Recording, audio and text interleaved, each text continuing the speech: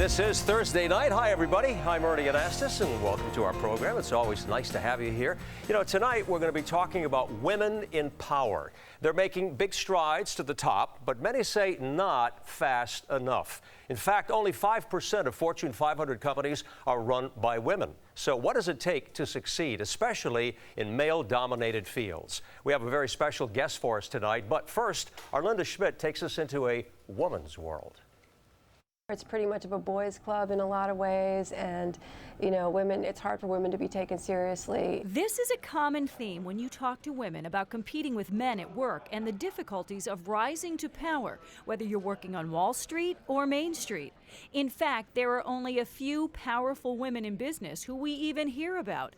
Marissa Mayer, the CEO of Yahoo, and Sheryl Sandberg, the COO of Facebook and author of the book Lean In. Only 5% of Fortune 500 companies are led by women. Valerie Block is the deputy managing editor of Crain's New York Business Magazine. She says one major reason women continue to struggle for powerful positions in the workplace is that they don't appear confident. Women still make 70% overall of what a man makes in the workplace. For every dollar. For every dollar. And that is partly because of these perceptions. It's because women don't ask for more. Women need to project more confidence. I do feel like there's a club, and I do feel like there's a certain disparity. Propa Ghosh is an extremely accomplished woman. She is the first woman in the country recently appointed as a medical director of robotic surgery.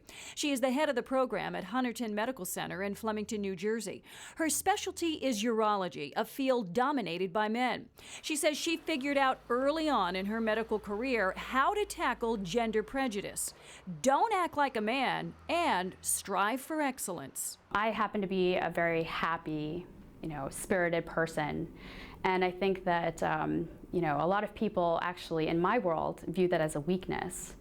But in order to overcome that, I just try to be very intelligent, have a very deep fund of knowledge, and I'm very good with my patients. And I think the combination of all of those things, at the end of the day, will earn people's respect. Technology is also a male-dominated field, but women are starting to gain some ground. This month's issue of Elle magazine features 13 women who have risen to top positions in the tech world, but it is not easy. We found, talking to these 13 women, that it's still pretty sexist. Despite the obstacles, women are succeeding. Only 25% of tech jobs are occupied by women. That said, women are more capital efficient than men, which is to say they can make more money starting out with less of a capital investment, and that successful startups had twice as many women in leadership positions as startups that failed. Okay, so we see a lot of progress, a lot of strides have been made, as we say, but there's still a lot more to do. You know, we really have a long way to go, Ernie. You got to consider the fact that this is 2014, and one of the experts pointed out to me that there are more women than men in college, and there are more women than men getting their graduate degrees. So somehow we got to be able to take those numbers, harness that, and translate that into more women into positions of power.